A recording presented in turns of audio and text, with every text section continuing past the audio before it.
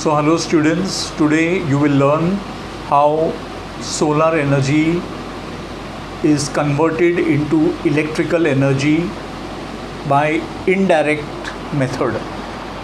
In the last lectures you saw that solar energy was converted directly into electrical energy by using solar cells and a combination of solar cells to form solar panels. Solar panels were combined to form solar arrays, and solar arrays were coupled together to generate electrical energy on a large scale.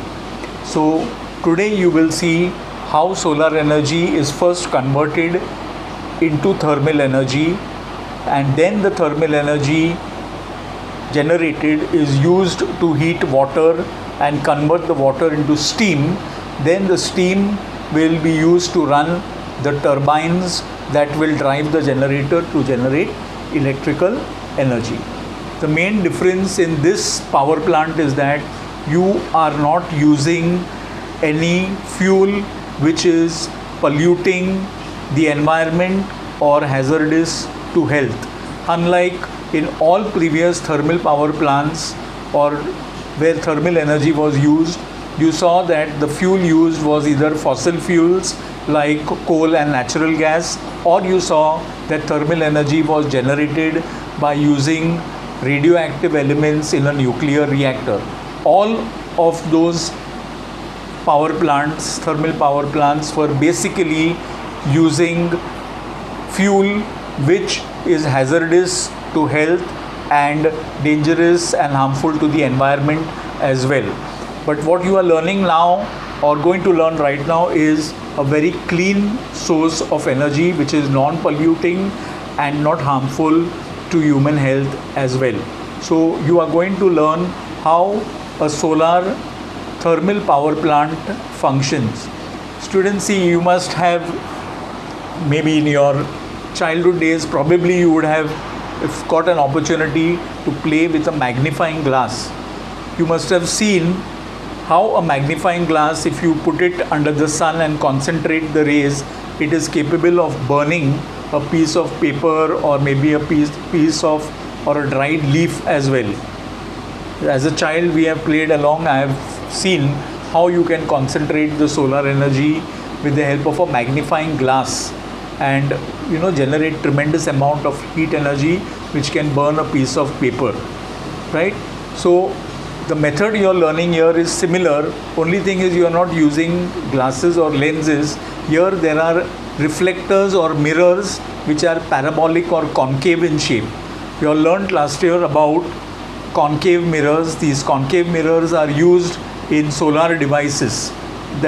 When you studied the use of concave mirrors, you have studied where they are used. So one of the uses was in solar devices. These concave mirrors, what they do is, when incident sunlight or when sun rays fall on these mirrors or reflectors, then the parallel sun rays are converged or they meet at one point to generate tremendous amount of heat.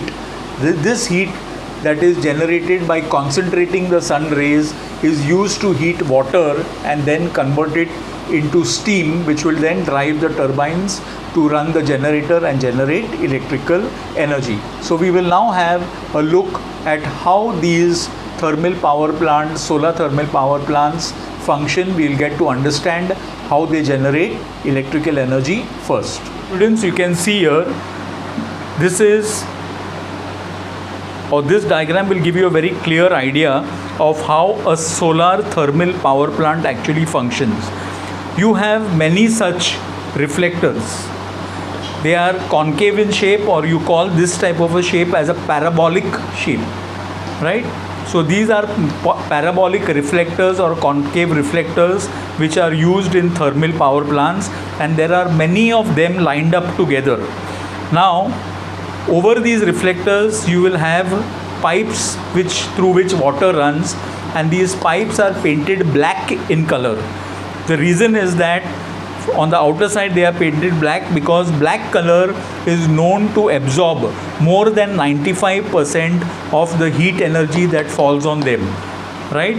So These pipes will carry the water which will get heated by concentrating the sun rays. Now what happens is, in this reflector, you can see the sun rays. When the parallel sun rays are falling on the reflector, after reflection, these parallel sun rays, they focus at a point. They converge at a particular point along these pipes. So like this is only one reflector. Like that, there are many reflectors, or this reflector, as you will see in the diagram, is a very long one which focuses all along the length of the pipe. At every point, you will have the sun rays after reflection focusing at a point. These sun rays, reflected sun rays, which are focused with the help of this parabolic reflector, they generate a lot of heat energy at the focus point, thereby heating the water inside this pipe and thereby converting that water into steam, which will then be taken to turbines to run the turbines and thereby drive the generator. So students, this is basically the basic principle on which these thermal power plants run. So to have a thermal power plant function effectively, you have to have very good reflectors, these parabolic reflectors, to collect the scattered sunlight. So this scattered sunlight falls on these reflectors. After reflection, they converge at a point and they heat up the pipe which is painted black. So this black pipe containing water will absorb more than 95% of the heat radiation and heat the water within it, thereby converting it into steam, which is then going to drive the turbines. So with the help of the diagram in your book now, we will understand how these solar thermal power plants generate electrical energy on a large scale. So students, you have seen in the diagram how these reflectors play a very important role in focusing or concentrating the scattered sun rays at a focal point and thereby heating the water in the pipes to generate steam, which will then drive the turbines to run the generator and generate electrical energy. From the diagram in the book, we will have a closer look at how the entire system works and how the transformation of energy takes place in a solar power plant. So here you have the diagram of a solar thermal power plant. So let us understand how it works. What you are seeing here is a parabolic reflector on which the sun rays first fall, and you can see after reflection how they are focused at different points on the pipe that is carrying water. Because of the heat generated within the pipes, I told you the pipes are painted black, so the heat energy or radiation is trapped to the extent of 95% or more. Thereby the water in the pipes get heated to such an extent that they get converted into steam, which are then taken to the turbines. In this diagram you can see a number of such reflectors are installed over which they have the pipes carrying water through them, and in the same manner all the water in these pipes are heated.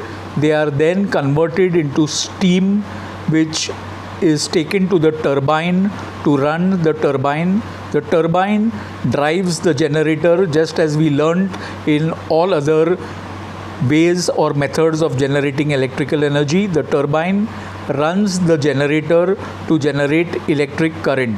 You can see that the steam after driving the turbine is taken to a cooling tower where the condenser converts the steam back into water and recycles the water back into the pipes for heating again. So in this way you can see how a thermal power plant first converts solar energy into thermal energy. Then this thermal energy is used to heat the water in the pipes and thereby generate steam, and the kinetic energy of the steam is then converted into the kinetic energy of the turbine. The kinetic energy of the turbine is used to drive the generator, which then generates electric current on a large scale, which is then taken to the transmission lines or the power grid for supply. So students, with this we have completed our chapter on towards green energy. Now we will have a small review on the solar energy methods of generating electric energy. So students, before we draw to a close on this chapter, I wanted to draw your attention to a few more points which probably we could have left out. One is I wanted to speak to you on the efficiency of solar cells, and the other is the advantages on solar energy. So we'll have a look at these 2 points before we go ahead and conclude our chapter. So students, you can see here the solar cell. The efficiency of solar cells is only around 50%. 15% is the efficiency, 15, right? So what I mean by telling you is that the efficiency of solar cells is 15% is that just consider if 100 watt of solar energy is falling on this solar cell, then out of the 100 watt, why I have written joule per second? Because joule per second is nothing but watt. Right? 100 joules is the amount of heat energy falling on this solar cell per second. That is 100 watts is falling on this solar cell per second. So out of the 100 watts of solar energy that is incident on this chip, only 15 watt of electrical power is generated. That's why I said that the efficiency of solar cells is only 15%. That is the reason you have to combine many solar cells to form a solar panel, and then you will have to combine solar panels to generate an array which can then produce electrical energy on a large scale.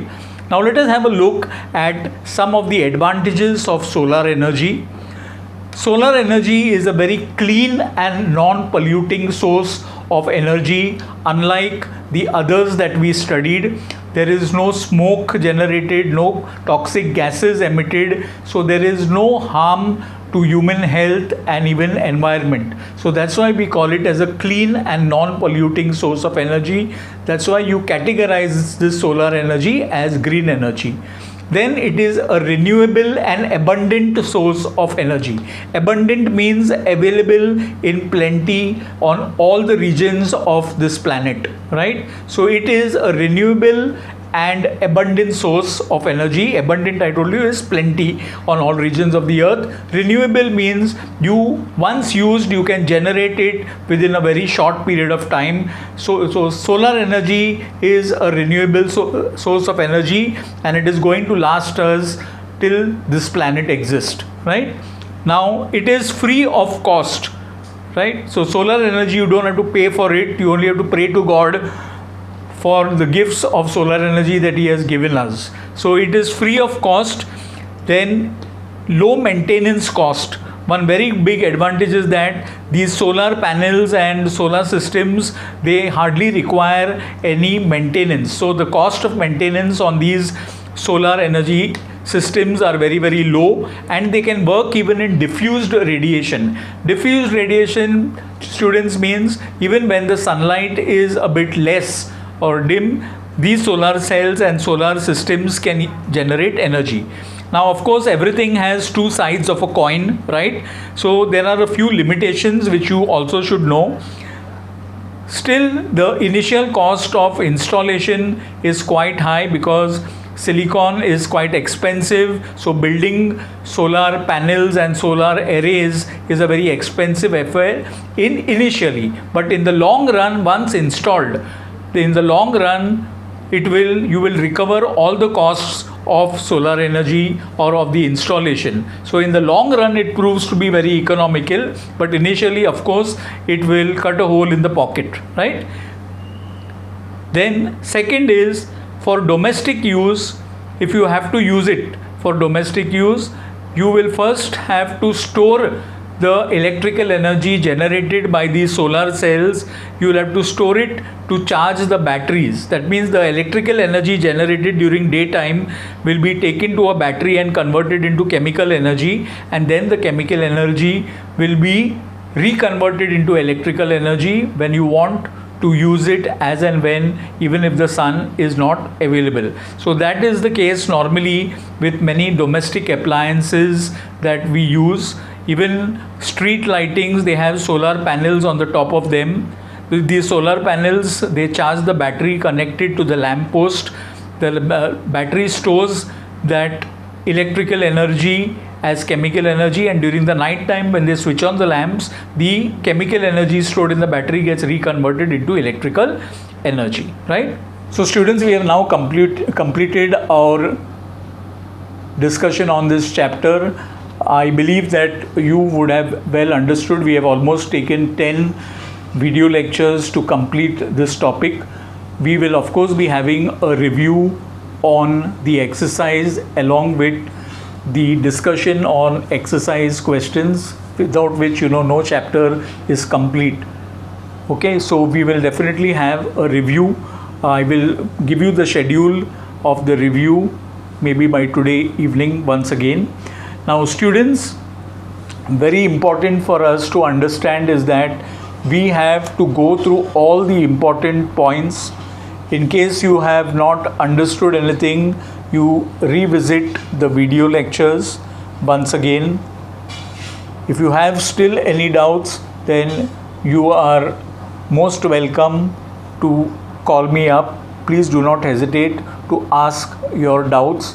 I believe that most of the doubts or your concepts would be clear to you. Of course, it depends on individual understanding. In case any of you find it difficult or probably would not have understood anything, you please do not hesitate to call me up. I will clear the doubts to you on a one-to-one basis. So till then students, do your studies regularly and plan your studies out, plan your day so that you can catch up with whatever is being done and it does not pile up in the long run. So students, with this I now conclude our lecture on towards green energy. The theoretical part has been concluded. We will have a review on the chapter along with the exercise questions. Till then students, take care, stay safe, and thank you.